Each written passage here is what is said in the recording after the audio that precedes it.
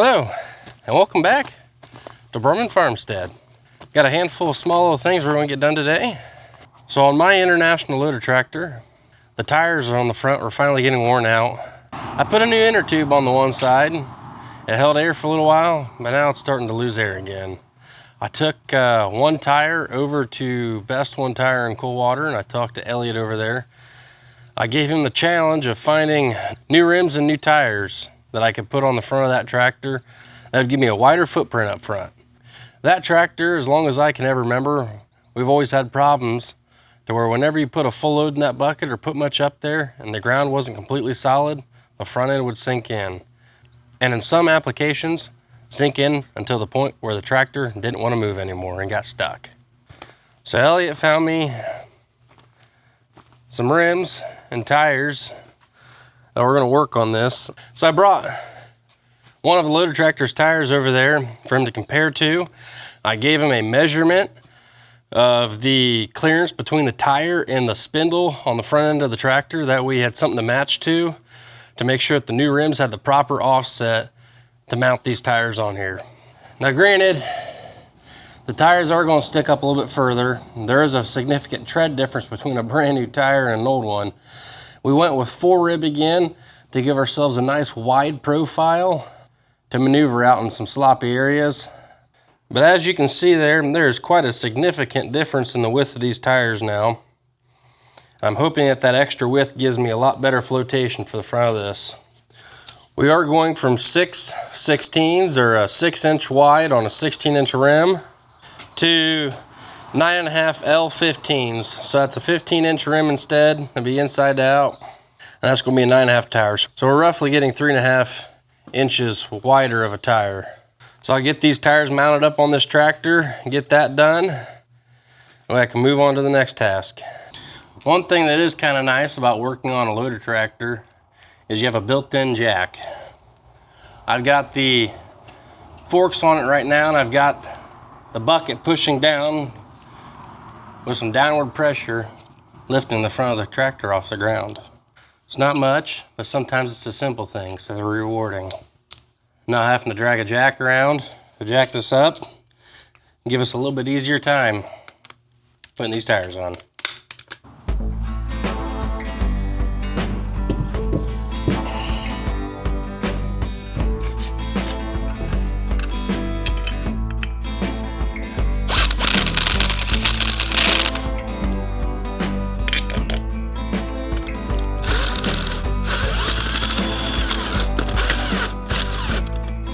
All right, so we got this side mounted.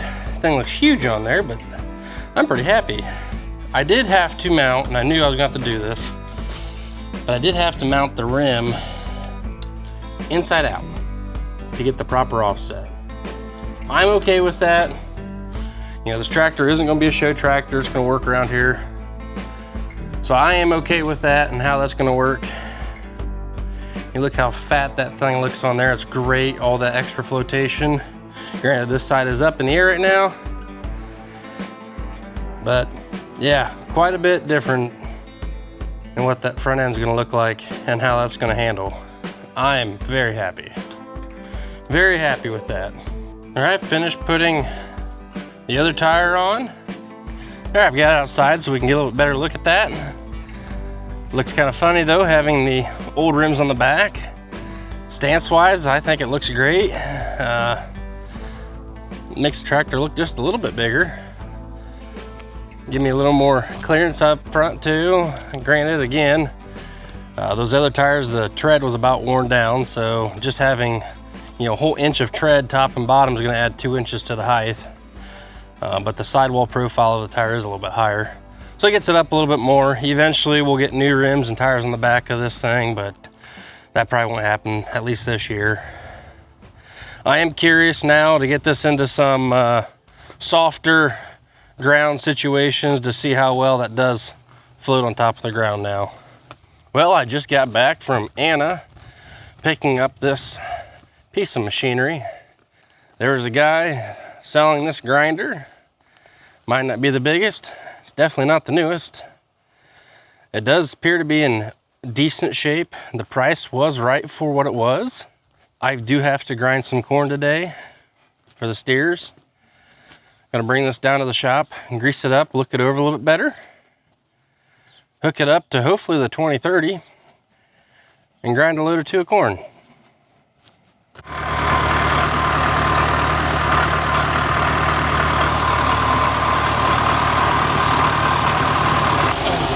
that pin put in there.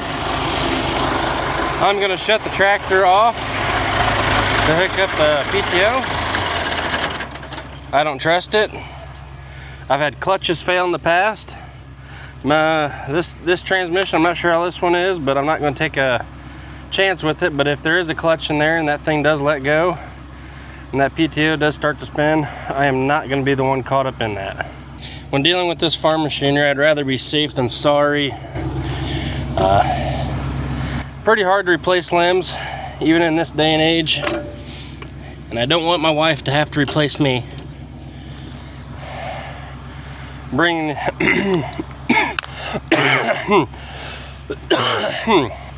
the grinder down to the shop, grease it up, look it over. I'll probably dump just a little bit of oats in this first. Run it, try to run it off just to make sure that it does work well. I'd hate to fill it up just to find out I can't unload it. So we're gonna go ahead and do that. I'm gonna find every grease circ that I possibly can and make sure it does see some grease.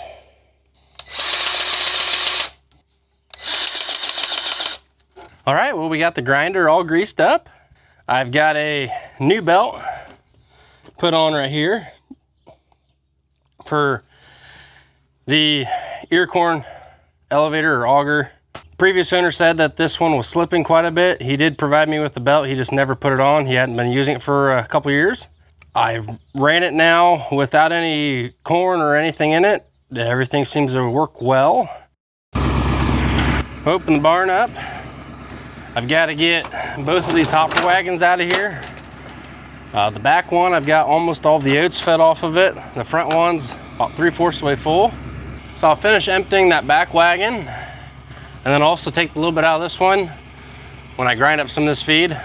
I do have a hopper wagon around here that I prefer to use as a feed wagon.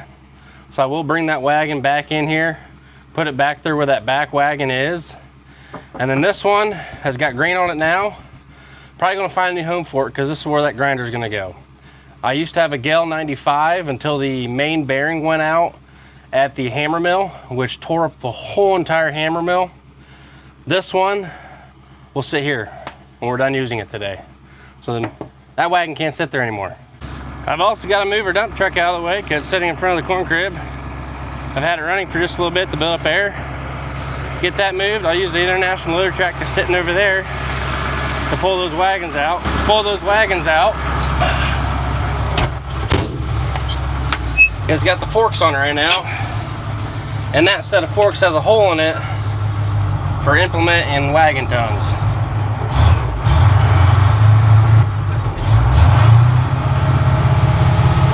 The wagon that I want to use is that J&M sitting in the back there.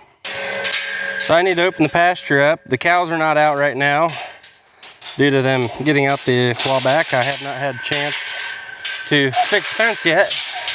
But I can at least retrieve that wagon and bring that back up here to put back in the barn. I've got the first wagon hooked up.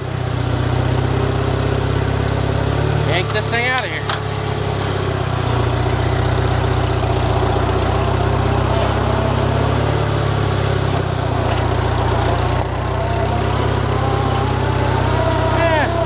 Try to stay off our new concrete the best we can, but to some extent it's unavoidable. Spin this wagon around, that way it's easy to get to with the grinder.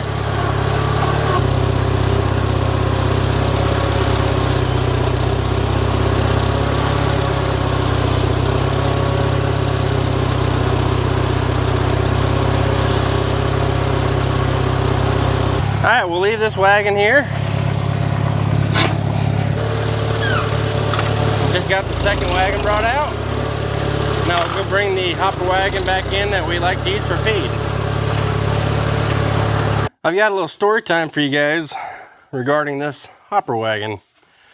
So J&M Manufacturing of Fort Recovery, Ohio isn't but only about 20 miles from here.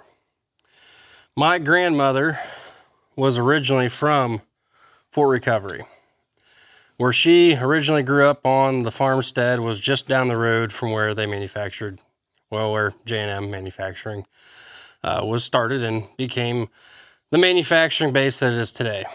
As Grandpa had said, one of Grandma's brothers at one point in time had worked at J&M, and he purchased this wagon directly from J&M after they had used this wagon as a test wagon. This wagon was manufactured, built, and used around the factory and manufacturing facility to test the durability of their gravity wagons. This wagon had gravel repeatedly loaded into it and unloaded. It was tested. It was tested around the facility. So one of my great uncles had purchased this wagon. My grandpa bought it off of him. When I was a kid, my grandpa only had one hopper wagon when I was young, and this is that wagon.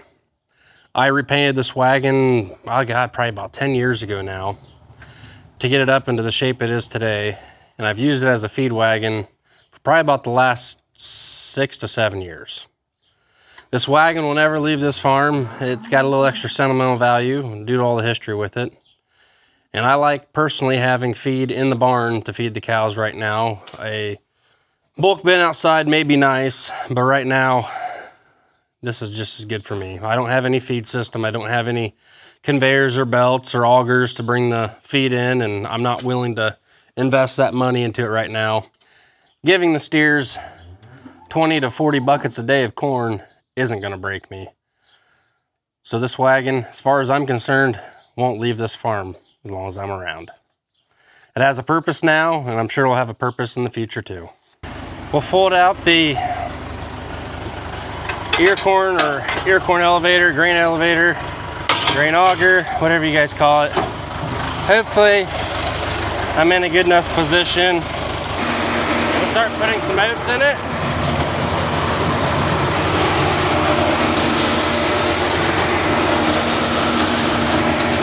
I will have to get up in this wagon and broom out or push down all the rest of the oats.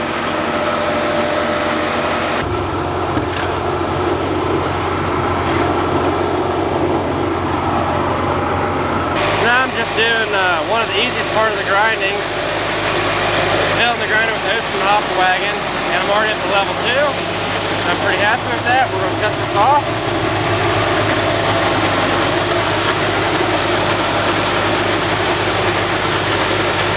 Let it fill with the rest of these oats. And then I've got to get a little mineral to put in this mix yet. And we'll start on some ear corn. Right now, the only mineral that I really put in my feed mixes is about 1 to 2 pounds of selenium per batch. And that's to prevent the steers from getting white muscle disease. Probably about 6 years ago, I had a group of steers in here. And at that point in time, I did not include selenium in my mix. All the feed mills around here just wanted you to buy a big beef mix or something, and I didn't quite think I needed it. Still don't exactly think I need it. Well, I started having about 400 to 500 pound steers lay down and not want to get up. They're getting stiff. Trying to stand them up. Had the vet come out and say, Craig, that steer's got white muscle disease. It's a degenerative disease.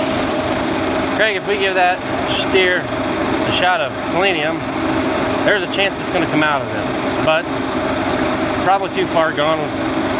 We give it a shot now and just make sure it gets up every day, get it watered, get it fed. We did that for about a month. Before that, steer finally could not get up on its own anymore. Its muscles had degenerated to the point to where it just could not move. I ended up doing the right thing and putting that steer out of its misery before it died a pretty terrible death. Well, since then, I've been including selenium in my feed mix to help fight that. I haven't had any of my livestock get white mussel disease. That year when it did happen, I think I did lose 2 of them. Cattle prices weren't as high as they are now, so the pain wasn't as bad, but it still wasn't good. Nobody wants to lose livestock. I typically only raise about 15 to 20 head a year, so losing 2 head makes an impact pretty quick. We've learned our lessons and we're still learning more. Let's get back to grinding.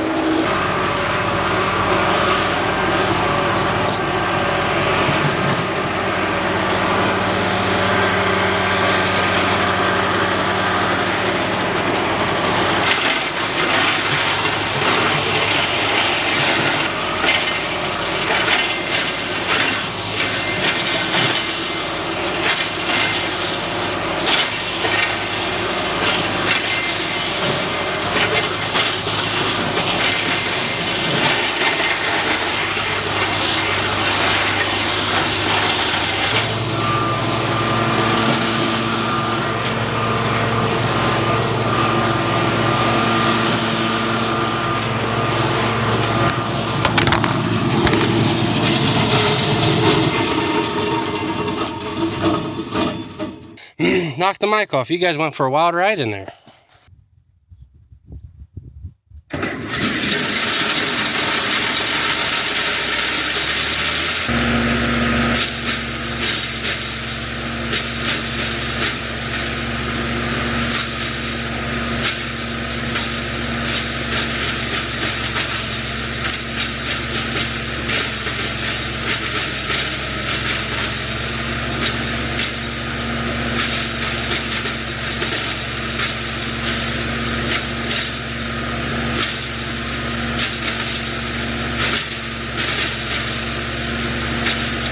I don't have enough time today to grind a whole batch, so I grind about half a batch. We'll go dump it in that wagon we just put in the barn, feed some cows, and call it for the day. Got the grinder backed in here, got the auger swung around. I did actually take the pin out on the flywheel to stop the hammer mill from running, to try to save some life on that. All we should have to do is pull this lever backwards, and it should start unloading this grinder.